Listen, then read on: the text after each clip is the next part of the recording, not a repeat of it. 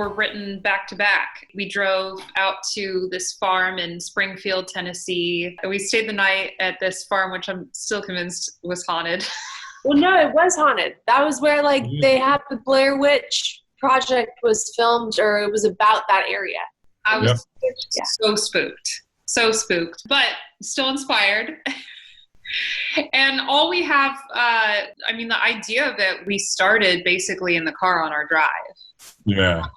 I was feeling a little bit relieved because I just sold my house, and right. I think I was walking through the Nashville airport, and Warner, which is the label that Gloriana was on, would have all of their artists kind of plastered on the walls through B&A. And I remember distinctly walking through, and all of a sudden, my face wasn't up there anymore. And that was just the whole thing of, okay, this is a different chapter of my life. And we were talking about realizing what really matters. Thinking about the timing of you giving up so much stuff, Rach, and that was a huge part of your commitment to yourself, I think. Mm-hmm. Right? It was man, I've got this thing that can kind of buy me some time to get where I'm going next. It's been a fixture in my life, and it's a source of pride, right? It's a source of pride to buy a house.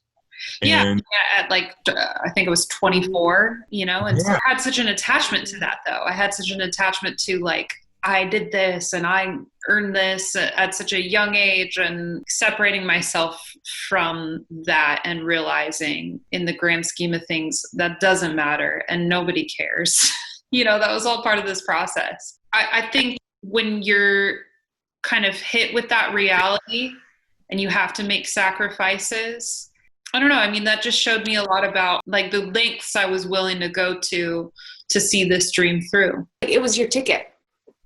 It was the thing that got you to this point. If you wouldn't have had that house, mm-hmm. you probably wouldn't have got to make this record. This song is special for me just because I feel like the chorus, just being that one simple line kind of repeated, I don't know, it's a pretty big bite. And I think that we actually tried writing different lines as the second line, and we just wound up coming back to it just goes around again. There's no better message for this song than just to repeat the line again.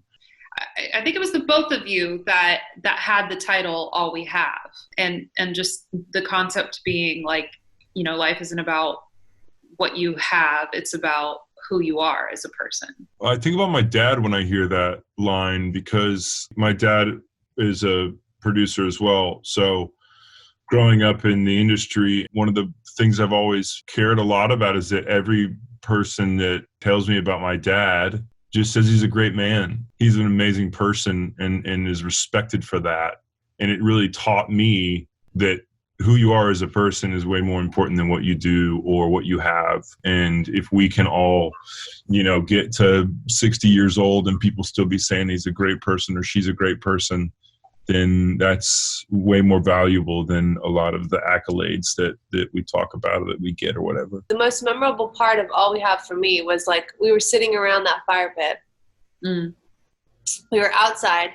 As soon as we cracked it, we knew it. And we were all just ecstatic. And we were just hooting and hollering outside, and our voices were just echoing through the hills. I think that it just the verse into the into the chorus, it just all kind of just fell out really quickly. And we were oh yeah, this is good. Yeah. I don't know. It's a really that's sealed in my memory, that moment of us cracking that song. The hardest part of it to crack was which story to tell. And how the pace of the story. Yes. I think that's where Melissa really shines is, I'll throw out these anecdotes or these stories, and as I'm saying all these things, she's just and she's just typing up this amazing poetry, and then, we're just figuring out how to weave it into the song. And, that's what I love. She's the organizer of thoughts. She's a little song surgeon. Yes. And then I try to ogre surgery sometimes at the end, and you guys are both like, "Get out! You're done! Take the gloves off, scrub out." You're done! And then my favorite part of it is the bridge. So it's like you take the love in your heart and give it away. Like, I think that is a message that I would pass on to my kids. Yeah. You know, it's like, it's fulfillment, right? And like how we all think if we get to this level, or if we get this award, or if we get this deal, or whatever it is, like, then you'll be happy. You know, you've had so much success, Rachel, and the fulfillment wasn't there. And so what a tough pill to swallow when you work so hard to get that one thing and it doesn't feel like it. It doesn't feel like a reward.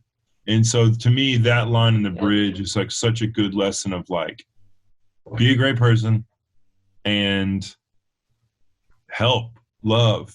Nothing else matters. Nothing else matters. It's coming to that ultimate realization. Part of our conversation too is that like we had been on the receiving end of not interacting or doing business or whatever with people that believe that. And it was like, it was a statement for us to be like, no, this is what we choose. And this is how we will be and how we will act going forward and in success that we have or don't have.